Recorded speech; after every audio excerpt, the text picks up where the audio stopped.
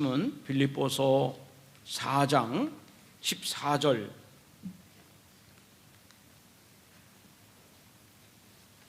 빌립보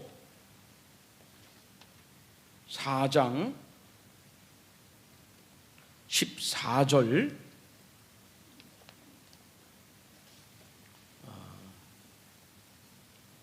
우리 20절까지 제가 봉독해 올리겠습니다. 그러나 너희가 내 괴로움에 함께 참여하였으니 잘하였도다. 빌립보 사람들아, 너희도 알거니와 복음의 시초에 내가 마게도냐를 떠날 때 주고받는 내 일에 참여한 교회가 너희 외에 아무도 없었느니라. 데살로니가에 있을 때에도 너희가 한 번뿐 아니라 두 번이나 나의 쓸 것을 보내었도다. 내가 선물을 구함이 아니요 오직 너희에게 유익하도록 풍성한 열매를 구함이라. 내게는 모든 것이 있고 또 풍부한지라. 에바브로디도 편에 너희가 준 것을 받음으로 내가 풍족하니 이는 받으실 만한 향기로운 제물이요 하나님을 기쁘시게 한 것이라. 나의 하나님이 그리스도 예수 안에서 영광 가운데 그 풍성한 대로 너희 모든 쓸 것을 채우시리라. 하나님 곧 우리 아버지께 세세무궁하도록 영광을 돌릴지어다. 아멘. 자, 여러분 19절을 같이 한번 읽어봐요. 19절입니다. 시작. 나의 하나님이 그리스도 예수 안에서 영광 가운데 그 풍성한 대로 너희 모든 쓸 것을 채우시리라. 아멘. 맞습니다. 이제 내일부터는 이제 그 실내에서도 마스크를 쓰지 않도록 이렇게 뭐 강제 조항은 아니지만 정부에서 지침을 이렇게 마련을 했는데요. 저희 교회에서도 뭐 이렇게 마스크를 이렇게 어떻게 쓰라 마라 하는 것은 여러분 개인별로 좀 몸이 좀 불편하신 분들은 계속 마스크를 쓰고 예배를 드리셔도 좋을 것 같습니다. 그리고 가급적 예배 자리도 이렇게 거리도 계속 거리두기도 잘 하시고 각자가 이렇게 판단하셔서 마스크 유무를 결정해 주시면 좋을 것 같습니다. 저는 오늘 주일 아침에 참여하라 또 채우시리라, 참여하라 채우시리라 이 제목으로 함께 말씀의 은혜를 나누도록 하겠습니다. 우리 하나님은 모든 것에 풍성하신 분이시며 또한 믿는 자에게 풍성함을 더하여 주시는 분이십니다. 오늘 본문의 사도 바울은 빌립보 교회 편지에서 18절에 이런 고백을 하고 있습니다. 내게는 모든 것이 있고 또 풍부하다, 그렇게 말하고 있습니다. 다인 역시 사도 바울과 같은 이런 풍성함의 은혜를 이렇게 고백을 하고 있습니다. 시편 23편 1절에 여호와는 나의 목자시니 내게 부족함이 없으리로다. 그러니까 사도 바울과 다윗의 이 풍성함은 내면에서 나오는 것이 아니라 이것은 위에서 주시는 하나님의 풍성함의 열매입니다. 풍성하신 하나님이 이 사람들에게 풍성함을 더할 때 이들이 모든 삶 가운데 하나님이 주신 넉넉함을 이들이 마음껏 누릴 수 있었다, 이렇게 고백을 하고 있습니다. 그런데 오늘 19절 말씀에 보면 하나님의 이 풍성함이 모든 믿는 자들 가운데 이 풍성함을 우리 하나님께서 약속을 하고 계시는 겁니다. 자, 여러분 19절을 또 다시 한번 또 읽어보겠습니다. 시작. 나의 하나님이 그리스도 예수 안에서 영광 가운데 그 풍성한 대로 너희 모든 쓸 것을 채우시리라. 아멘. 이건 얼마나 참 우리에게 놀라운 말씀이에요. 은혜가 되는 말씀이고 또 신뢰가 되는 말씀입니까? 나의 하나님이 그리스도 예수 안에서 영광 가운데 그 풍성한 대로 너희 모든 쓸 것을 채우시리라. 여러분 오늘 본문의 하나님의 이 약속의 말씀이 여러분 마음 가운데 정말 강물처럼 흘러가시는 그런 말씀이 되시길 바랍니다. 오늘 예배하시는 분들은 풍성하신 하나님의 은혜가 여러분 심령 가운데 흘러가시길 바랍니다. 풍성케 하신 하나님이 여러분의 하나님이 되시길 바랍니다. 풍성케 하신 하나님이 여러분의 가정과 여러분 일터 가운데서도 그런 풍성함의 은혜를 부어주시기를 주님의 이름으로 축원합니다. 성경 곳곳을 보면 하나님은 이 믿음의 사람들에게 이 풍성함을 우리들에게 약속해 주셨습니다. 우리 예수님께서는 십자가에 달려 죽으셨지만 그 예수님이 처음 이 땅에 오실 때는 그 동방의 박사들이 왕의 경배를 하고 온 거예요. 이 동방 박사들은 아기 예수를 찾아올 때 왕을 찾아온 거예요. 왕께 드리는 황금과 유황과 모략을 드린 것입니다. 여러분, 예수님이 십자가에 달려 죽으시고 장사질 때 그 예수님은 그 유대 지방의 가장 부자의 무덤에 들어가서 예수님이 장례를 지르신 것입니다. 물론 예수님은 십자가에 달려 죽기 위해서 이 땅에 오셨지만 그분은 최고의 왕으로 오셨고 최고의 높은 자리에서 이 땅에서 장례를 치르신 분이에요. 우리가 알고 있는 믿음의 조상 아브라함을 보십시오. 그 소돔성에 아브라함의 조카 롯이 살고 있었어요. 근데 이 롯이 그 이웃 마을로 끌려갔을 때 이 아브라함이 자기 집에 있는 종 318명을 이끌고 가서 그 롯을 구해오는 거예요. 그러니까 자기 집에 종이 한두 명이 있는 게 아니에요. 318명이 있다는 거예요. 318명의 종이 있다는 것은 그만큼 그들이 하는 일이 있고 그들이 관리하는 그런 재물이 있고 그들을 다 책임질 수 있는 재산이 아브라함에게 있다는 것입니다. 대단한 부자입니다. 또 아브라함의 그 이삭을 보십시오. 이 이삭은 얼마나 하나님께서 이삭에게 복을 주었는지 성경에 보면 이삭이 농사를 지을 때 그 해에 100배나 얻었다, 그렇게 이야기를 하고 있습니다. 정말 이게 가능한 일일까? 한 번 농사를 졌는데 100배의 수확을 얻었다. 여호와께서 이삭에게 복을 주시되 정말 창대하고 번성하여 거부가 되는 복을 하나님이 주셨고, 또 이삭이 받은 그 복이 큼으로 말미암아 그 지역에 있는 이 블레 사람들이 이삭을 시기할 정도였다, 그렇게 이야기하고 있어요. 여러분, 야곱을 보십시오. 야곱이 형 에서의 미움을 받아서 자기 집을 떠나 있습니다. 야밤 도주하는 거예요. 이불 보따리 하나 메고 그리고 집을 나온 것입니다. 갈 곳이 없어서 외삼촌 라반의 집에서 기숙하면서 거기서 세월을 보냈어요. 근데 야곱이 세월이 지나고 다시 고향 땅에 돌아와서 형 에서의 그 마음을 풀어주기 위해서 예물을 갖다 주는데 그 에서가 받는 그 예물이 끝이 보이지 않을 정도로 엄청난 짐승떼들이 그 에서에게 달려왔다, 그렇게 말하고 있어요. 근데 그것이 또 야곱의 전 재산이 아닙니다. 그 외에도 더 많은 그런 재산들을 이제 야곱이 소유를 하고 있었다는 거예요. 또 우리가 알다시피 여러분, 그 야곱의 아들 요셉은 그 당시 최고의 강대국이었던 그런 이집트의 총리 대신이 되는 큰 부귀와 영화를 누리는 그런 아들이 되었어요. 그리고 그 유대 가문 안에서 나타난 그런 다윗 왕과 이 솔로몬 왕은요, 그 전후후무로 비교할 수 없는 엄청난 지혜와 축복과 땅을 가질 수 있게 되었습니다. 여러분, 이것은 무엇을 의미합니까? 하나님이 믿음의 사람들을 버려두지 아니하시고 그들을 믿음을 주시고 또 그 믿음의 약속을 주시고 그 약속대로 하나님은 풍성케 하시는 그런 은혜를 주셨다는 거예요. 그들이 받을 수 있기 때문에 받는 그런 사람들이 아니라는 거예요. 도저히 그런 은혜를 누릴 수 없고 풍성함의 은혜를 받을 수 없고 그런 자리에 나갈 수 없음에도 불구하고 그들이 풍성하신 하나님을 만남으로 말미암아 그들의 인생의 풍성함을 경험할 수 있었다는 거예요. 그 왜 그렇습니까? 하나님은 풍성하신 하나님이다. 그것을 그들에게 하나님이 삶 속에서 보여주는 것입니다. 우리 예수님이 처음에 제자들을 부르실 때 그 시몬 베드로의 배에 올라탔는데 그날 이 베드로는 밤새도록 그물을 던졌지만 한 마리의 고기도 잡지 못하는 이런 일이 있었어요. 어떻게 이런 일이 있을 수 있을까?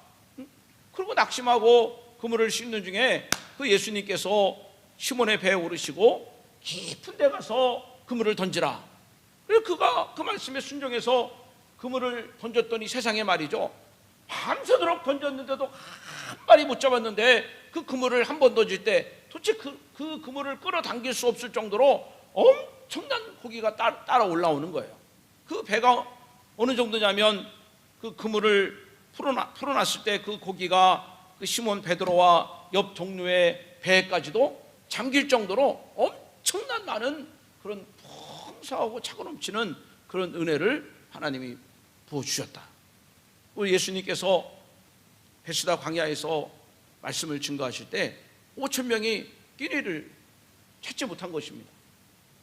그들에게 무언가를 먹여야 될 텐데 뭐 돈이 없고 시장도 없고 뭐 구할 수 있는 것이 아무것도 없는 거예요. 근데 하늘 어린아이 도시락 보리떡 5개와 물고기 2마리를 축사하시고 그들에게 나눠주시되, 여러분 5천 명이, 장정만 5천 명이 배불리 먹고 12강조가 남는 아주 풍성한 역사가 나타나게 된 것입니다. 여러분, 이것은 무엇을 말씀하십니까? 우리 하나님, 저와 여러분들이 믿는 하나님은 풍성하신 하나님이시다. 여러분, 우리가 믿는 하나님은 풍성하신 하나님이시다. 그 풍성하신 하나님은 믿는 자들에게 풍성함을 약속해 주고 계시다는 거예요. 여러분, 그 은혜가, 그 믿음이 여러분 가운데 임하시기를 바랍니다. 그래서 우리는 한번 여러분 에베소서 3장 20절 말씀을 같이 한번 읽어봅시다. 에베소 3장 20절입니다. 시작. 우리 가운데 역사하시는 능력대로 우리가 구하거나 생각하는 모든 것에 더 넘치도록 능히 하실 이에게. 여기 보면 하나님은 우리가 기도할 때 기도한 것 이상으로 줄 수 있는 능력의 하나님이시라는 거예요. 하나님은 내가 기도한 것보다 더 좋은 것을 하나님이 주시는 분이시고, 내가 생각하고 내가 기대한 것 그 이상으로 하나님은 일하시는 그런 하나님이시라는 겁니다. 그 하나님이 나의 하나님이시오. 그 하나님이 아브라함의 하나님이요, 이삭의 하나님이요, 야곱의 하나님이라는 것입니다. 저 여러분들, 이 풍성한 하나님, 우리에게 좋은 것 넉넉히 주기를 원하시는 이 풍성한 하나님을 여러분 마음속에 오늘 모셔가기를 주님의 이름으로 축원합니다. 그래서 여러분 안에 있는 이런 빈곤과 여러분 나약함과 절망과 여러분 부족함의 영이 다 예수의 이름으로 떠나가시기를 바라고, 여러분 말하는 것과 여러분 생각하는 것과 여러분 기도하는 것과 여러분의 지갑이 풍성해지는 역사로 채워주시기를 주님의 이름으로 축원합니다. 그러면 이제 우리 하나님께서 오늘 여러분 말씀을 주실 때 이 빌립보 교회를 통해서 우리가 어떻게 하면 하나님의 풍성함을 경험할 수 있을까, 이것을 이 교회를 통해서 우리들에게 말씀해 주고 있는 거예요.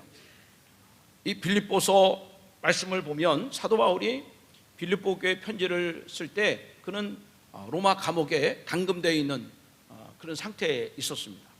근데 이때 이 빌립보 교회가 에바브로디도라는 사람을 그 로마 감옥에 보내는데, 그 에바브로디가 감옥에 갈 때, 로마에 갈 때 빈손 들고 하지 않고 교회에서 헌금을 모아가지고 바울 편에 붙여준 거예요. 또 여기 뭐 구체적인 내용은 없지만 바울에게 필요한 여러 가지 선물들을 마련해주고 이렇게 가는 것입니다. 뭐 음식도 좀 싸가지고 하고, 또 필요한 옷도 좀 싸가지고 하고, 뭐 신발도 좀 이렇게 여러 가지 필요한 감옥 생활할 수 있는 그런 것들을 이렇게 가지고 이렇게 전달을 하게 되는 거예요. 그래서 바울이 그 교회를 통해서 큰 은혜와 사랑을 받았죠. 자, 그리고 나서 바울이 교회를 향해서 이렇게 감사의 표현을 하는 것입니다.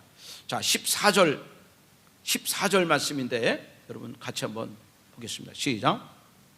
그러나 너희가 내 괴로움에 함께 참여하였으니 잘하였도다. 뭐라 그랬죠? 잘했다는 거예요. 잘했다. 뭘 잘했죠?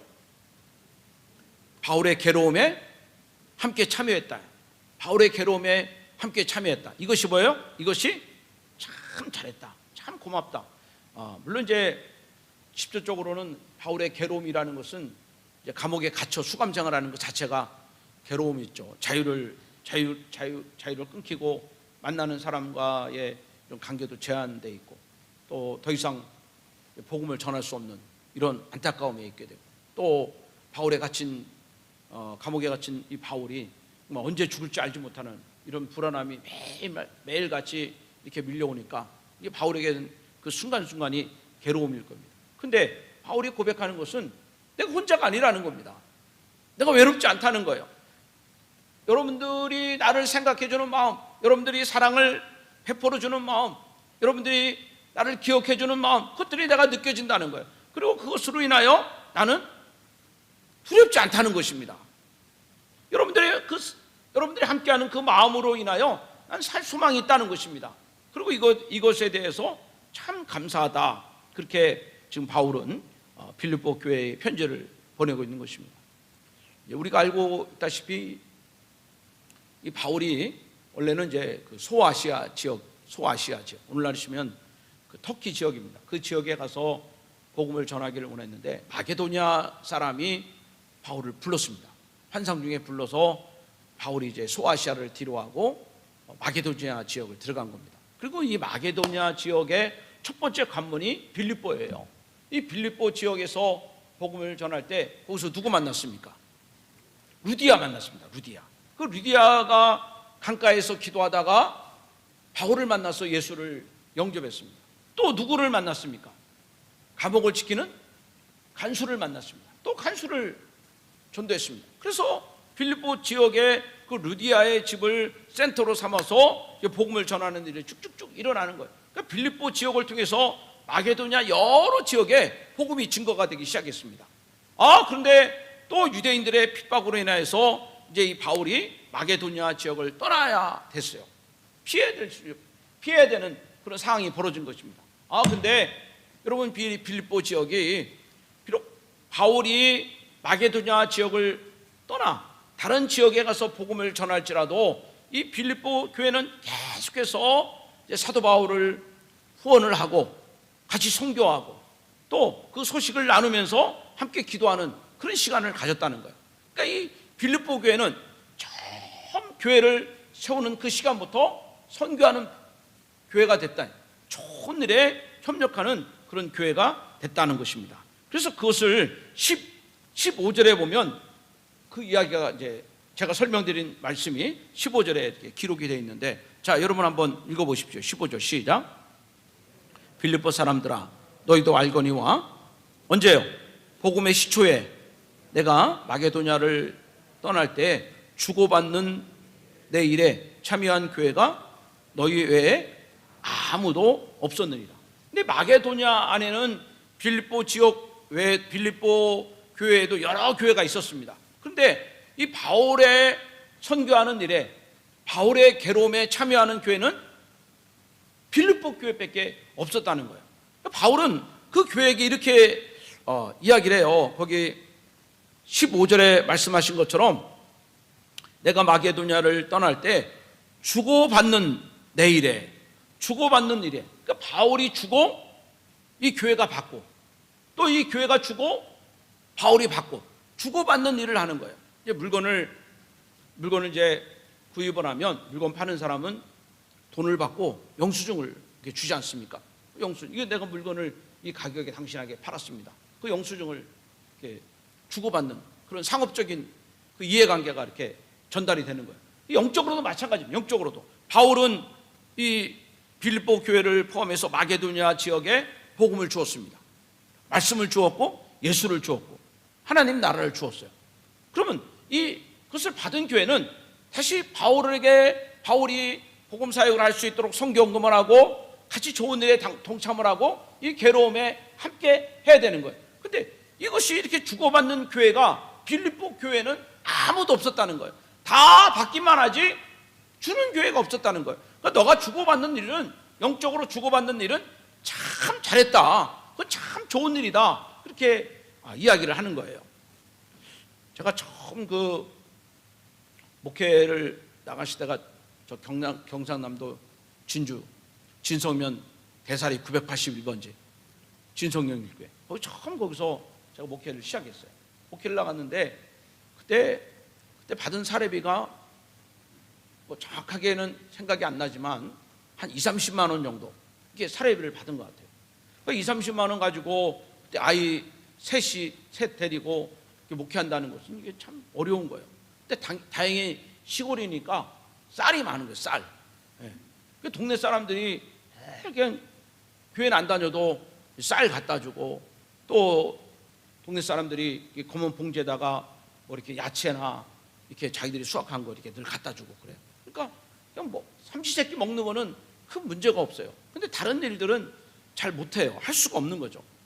근데 저희들이 그때 그렇게 어려운 그런 살림에도 저희 저희 교회보다 더 어려운 교회에 선교원금을 5만 원을 보내준 거예요. 이게 참 어떻게 보면 살림하는 사람들에게서는 이게 답이 안 나오는 거예요. 아니 자기도 어려운데 뭘 또 그걸 주냐. 참 그건 맞지 않는 생각이다. 너나 잘 먹고 잘 살아라. 너나 좀 일단 배부르고 다른 사람 좀 여유 있을 때 도와줘라. 다 그렇게 생각하고 또 그렇게 어려울 때 누가 선교 안 한다고 뭐라 할 사람이 아무도 없겠죠. 근데 저희들 마음속에는 그런 마음이 있는 거예요. 근데 교회다 교회. 교회가 뭐 하는 곳이냐? 예수 믿는 사람이다. 예수 믿는 사람. 예수 믿는 사람이 뭐 하는 사람이냐? 교회 건물이 뭐 하는 곳이냐? 왜 모이냐? 선교해야 된다. 선교. 나는 아무리 어려워도 아무리 힘들어도 삼시세끼 육신을 위해서 삼시세끼 밥은 먹듯이 아무리 힘들고 어려워도 선교는 해야 되지 않겠느냐. 선교. 이게 교회의 목적이고 이게 예수 믿는 목적이 아니냐. 참 그런 긴박함과 또 필요성에 의해서 그렇게 선교원금을 하는 거예요. 그러니까 사례비 받으면 11조 떼고 감사원금 떼고 선교원금 떼고 남는 게 없어요. 그래도 그렇게 해나가는 거예요. 참 감사하게도 그런 마음이 있으니까 하나님이 그렇게 할 수 있도록 그렇게 환경을 조성해 주는 그런 은혜를 지금까지 받았던 것 같아요. 그리고 그 이후로도 지금까지 한 번도 선교원금을 빼먹지 않고 매일 이렇게 선교원금을 드릴 수 있도록 하나님께서 풍성함의 은혜를 주신 것을 참 감사하게 생각을 하고 있습니다. 자, 여러분 거기 히브리서 13장 16절을 한번 읽어보겠습니다. 히브리서 13장 16절 한번 읽어보십시오. 시작. 오직 선을 행함과 서로 나눠주기를 잊지 말라. 하나님은 이 같은 제사를 기뻐하시리다. 하나님의 기쁨이 뭡니까? 선을 행함과 서로 나눠줌. 이걸 어떻게 해요? 이걸 기뻐한다는 거예요. 이거를 하나님이 받으시는 제사다. 그렇게 이야기를 했어요. 사랑하는 여러분, 우리가 예수를 믿는 것은 결코 나의 목적을 위해서, 또 예수를 믿는 것은 나의 기쁨을 위해서 예수 믿는 이 한도에서 우리가 벗어나야 되는 것입니다. 어떤 분들은 초보 운전할 때 보면 그런 분들 많아요. 초보 운전하다 보면 오른쪽도 안 보고 왼쪽도 안 보고 오직 앞에만 보는 거예요. 그래서 서울역에서 출발해서 앞에만 보니까 저기 대구까지 그냥 가는 거예요. 부산까지. 왜요? 앞에만 보니까. 근데 예수 믿는 사람들은 우리가 시선을 자꾸 우리가 전방위 쪽으로 우리가 시선을 넓혀야 되는 것입니다. 나를 보는 눈에서 가족을 보는 눈이 있고, 우리 교회를 보는 눈에서 이웃 교회를 보는 눈이 있고, 또 지역을 보는 눈이 있고, 또 더 나아가 민족을 바라보는 눈이 있고, 더 나아가 하나님의 마음으로 세상을 바라보는 그런 눈이 참 중요한 거예요. 시집을 가면은 여자들이 시집을 가면 그때서야 엄마의 마음을 느낄 수 있다고 그렇게 얘기들을 많이 하지 않습니까? 예수 믿는 사람들은 어떻게든 간에 하나님의 마음, 하나님의 눈으로 우리가 나누고 그리고 함께 할 수 있는 이런 마음을 항상 가져야 되는 것입니다. 왜? 이것이 우리로 하여금 하나님의 풍성함을 경험할 수 있는, 하나님의 풍성함을 받을 수 있는 그런 믿음의 그릇이 되기 때문에 그렇습니다. 로마서 12장 1절 말씀을 여러분 잘 알고 있잖아요. 그러므로 형제들아, 내가 하나님의 모든 자비하심으로 너희를 권하노니 너희 몸을 하나님이 기뻐하시는 거룩한 산제물로 드리라. 이는 너희가 드릴 영적 예배이다. 여러분 기억할 것은 내가 하나님을 기쁘시게 하면 그 다음에 하나님이 나를 기쁘시게 한다는 겁니다. 내가 하나님의 기쁨이 되면 하나님은 내가 기쁨이 될 수 있는 삶을 살아가도록 하나님이 우리의 삶을 책임져 주시고 인도해 주시는 것. 이것이 바로 주고받는 그런 관계가 되는 겁니다. 주고받는 관계가 되는 거예요. 그 영적인 이런 기브 앤 테이크가 우리 삶 가운데 벌어지게 되는 거예요. 하나님과의 관계, 하나님과의 만남, 하나님의 교제가 그런 주고받는 관계 속에서 우리가 이루어져야 된다는 것입니다. 이제 사도 바울은 빌립보 교회를 통해서 필요를 채움받고 선물을 받고 사랑을 받은 다음에 이 교회를 위해서 좋은 것들을 축복하며 기도해 주고 있습니다. 17절 한번 읽어봐요. 시작. 내가 선물을 구함이 아니요 오직 너희에게 유익하도록 풍성한 열매를 구함이라.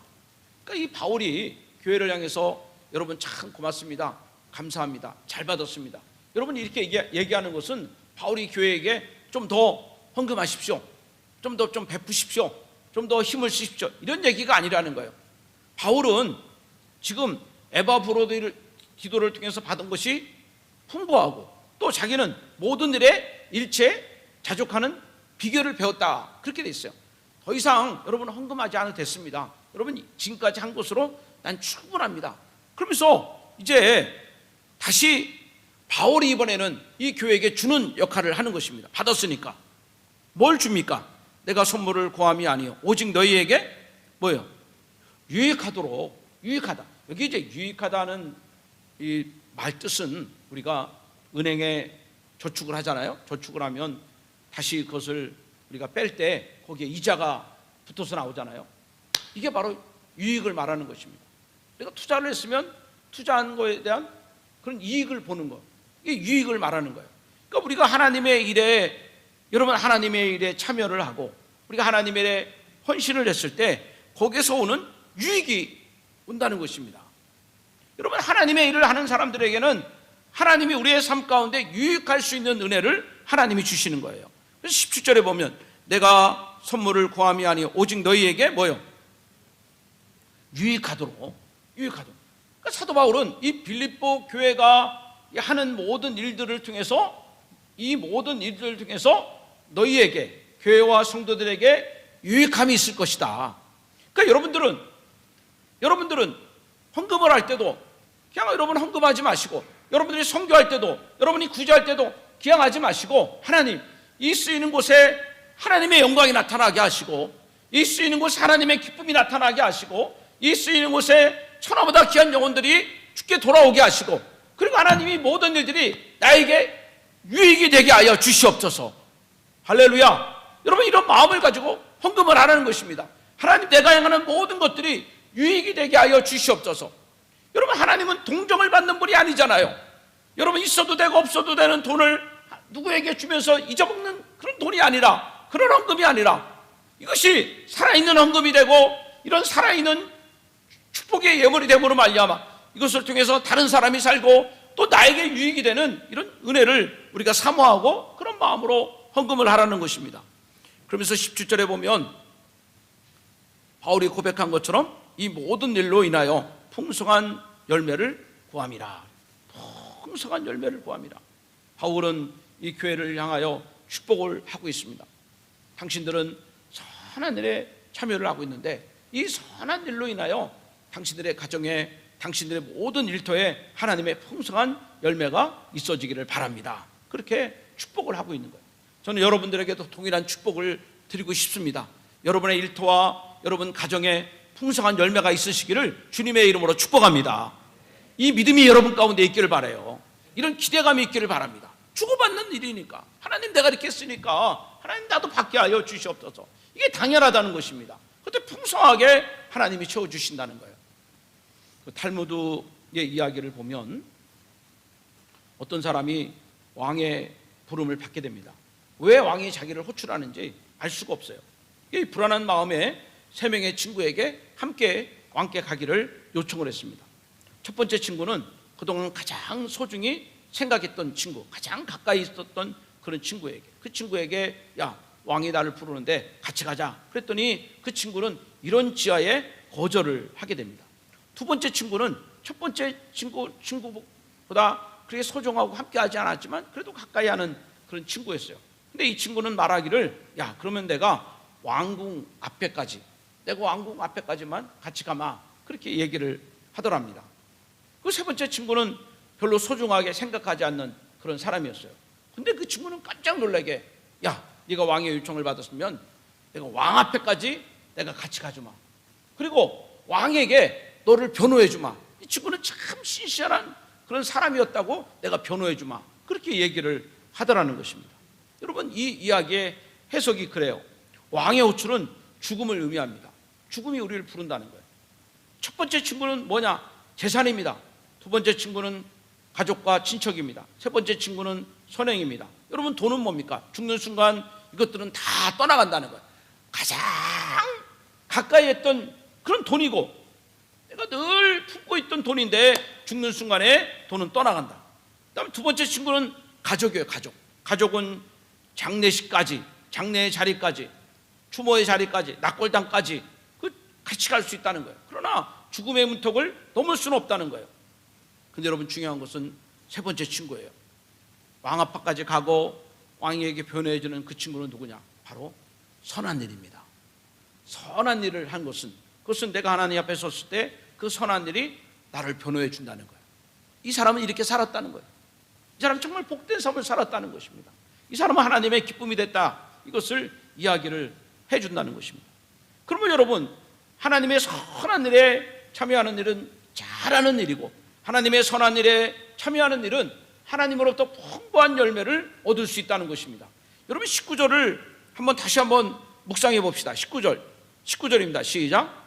나의 하나님이 그리스도 예수 안에서 영광 가운데 그 풍성한 대로 너희 모든 쓸 것을 채우시리라.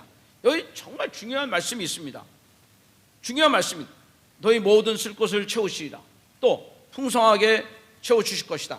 여러분, 이것을 이어주는, 내 삶 속에서, 여러분의 일터에서 하나님의 풍성함과 모든 쓸 것을 채워주시는 이 링크 역할을 하는 아주 중요한 핵심 단어가 있습니다. 그것이 뭐냐? 영광 가운데. 영광 가운데. 이 영광 가운데. 그러니까 누가 하나님의 풍성함을 경험할 수 있는가? 하나님이 누구에게 넉넉함을 도와주시는가? 하나님의 영광을 사모하는 자에게, 하나님의 영광을 꿈꾸는 자에게, 하나님의 영광이 나타나기를 사모하는 자에게 하나님은 반드시 풍성함을 더하여 주신다. 그분은 하나님의 풍성함을 받고 다시 그것으로 하나님께 영광을 돌리기 때문에, 다시 그것으로 하나님의 기쁨이 되기 때문에 하나님은 선한 일에 참여하는 자를 기뻐하시고 그의 풍성한 열매를 주심으로 말미암아 하나님은 또 다른 영광을 받아주신다. 그 미국의 강철왕 카네기를 여러분 아시잖아요. 원래 스코틀랜드 사람인데 그 부모님이 아주, 이 카네기가 어릴 적에 미국으로 이민을 왔습니다. 그리고 카네기가 그때 나이가 13살이에요. 13살. 근데 이민을 오고 나서 얼마 안 있어서 아버지가 일찍 세상을 떠나시고 이 어린 카네기가 홀로 되신 어머니와 남동생을 부양을 하게 되는데, 이때 카네기가 한 일이 뭐냐면 공장의 근로자로 하는 일을 했습니다. 그러니 여러분, 얼마나 소득이 많이 있겠어요? 얼마나 피곤하겠습니까? 그러면서 간근히 그렇게 한 달을 생활해 가는데, 또 갑자기 사랑하는 어머니가 임종을 맡게 된 것입니다. 근데 이 어머니가 세상을 떠나가기 전에 아들 카네기에게 그 어머니의 유언이 적힌 그런 쪽지를 아들에게 전달해 주는 거예요. 여러분, 그 글에 어머니의 마지막 그 유언이 무엇이냐? 거기 이런 글이 써 있다고 그래요. 너는 평생 주님의 창고를 부하게 하거라. 그러면 내 창고가 함께 항상 넘칠 것이다. 너는 평생 주님의 창고를 부하게 하거라. 그러면 내 창고가 함께 항상 넘칠 것이다. 사랑하는 여러분, 하나님을 인식하는 인생을 살아가야 되는 것입니다. 모든 것의 소유자가 하나님이시라는 것을 믿어야 되는 것입니다. 그리고 그 하나님의 기쁨이 되기 위해서 내 마음과 몸을 헌신하며 살아가야 되는 것입니다. 그러면 하나님이 항상 함께 나의 삶을 넘치도록 채워주신다. 고린도후서 9장 8절에 보면 하나님이 능히 모든 은혜를 너에게 넘치게 하시나니 이는 너희로 모든 일에 항상 모든 것이 넉넉하여 모든 착한 일을 넘치게 하게 하려 하십니다. 하나님이 이 땅을 주관하고 다스리실 때 하나님은 아브라함 같은, 노아 같은, 바울과 같은, 다윗과 같은 믿음의 사람들을 통해서 하나님의 나라를, 하나님의 뜻을 이 땅에 증거하기를 원하고, 여러분 2023년을 살아가는 이 시대도 역시 믿음의 사람 한 사람 한 사람을 통하여 하나님의 놀라운 일을 넉넉하게 풍부하게 이루가기를 원하시는데, 바로 그 하나님의 영광을 이 땅에 이루기를 원하는 그런 한 사람 한 사람에게 내가 너에게 풍부함을 줄 것이니, 내가 너의 인생을 넉넉하게 할 것이니 너는 나의 이름을 증거하여라, 너는 나의 이름을 외치거라. 하나님이 우리에게 부탁을 하고 계시는 거예요. 그 이후로 이 카네기는 기회가 있는 대로 하나님의 선한 일에 동참을 하게 되고, 여러분 미국의 강철왕이 된 거예요. 그리고 그 강철왕이 된 그 카네기는 뉴욕에 카네기 홀을 세우고 메트로폴리탄 오페라 하우스와 에스터스 하우스, 맨더필트성 같은 정말 미국을 방문하는 사람들이 반드시 가야 되는 그런 관광 명소를 뛰어난 그런 건축품을 그런 만들어 세워가게 되는 것입니다. 사랑하는 여러분, 오늘 우리의 인생의 주관자는 하나님이십니다. 하나님이 우리의 인생의 주관자십니다. 하나님 우리의 인생을, 미래를, 하나님은 우리의 나아갈 이상을 우리 하나님이 갖고 계십니다. 나의 하나님이 그리스도 예수 안에서 영광 가운데 그 풍성한 대로 너희 모든 쓸 것을 채우시리라. 모든 것, 이 모든 거 하나님이 주신 것입니다. 2023년을, 어떤 사람은 2023년을 그렇게 살고 싶어하는 사람이 있었을 거예요. 어떤 사람은 2023년을 그렇게 기다리는 사람이 있었지만 불행하게도 우리와 함께 2023년을 함께 살지 못하고 숨쉬지 못한 사람들이 많이 있을 것입니다. 여러분, 2023년 내가 살고 싶어서 사는 게 아니에요. 하나님이 우리에게 2023년을 주신 거예요. 하나님이 살아갈 수 있는 생명을 주신 것입니다. 하나님이 오늘 우리에게 직장을 주시고, 하나님이 우리에게 가정을 주시고, 하나님이 우리에게 믿음을 주신 겁니다. 우리는 그 하나님을 인식하면서 나의 영광이 아니라 하나님의 영광을 드러내고 하나님의 기쁨이 되기를 원한다면, 하나님은 그 영광 가운데 그 풍성한 대로 너희 모든 쓸 것을 채워주시는 놀라운 은혜를 하나님 허락해 줄 줄로 믿습니다. 이 카네기 어머니의 유언이, 여러분, 마치 우리 어머니의 유언처럼 너희 평생 주님의 창고를 부하게 여겨라. 그러면 내 창고가 함께 항상 넘칠 것이다. 여러분, 이런 마음을 가지시고 주님, 2023년 또 내 평생에 하나님의 선한 일에 동참하게 하시고 또 하나님의 풍성케 하시는 그런 놀라운 은혜를 간증하는 삶이 나의 입술 가운데 터져나오게 하여 주시옵소서. 여러분, 고백이 되시고 삶이 되시기를 축복합니다. 우리 같이 한번 찬양 같이 한번 불러보고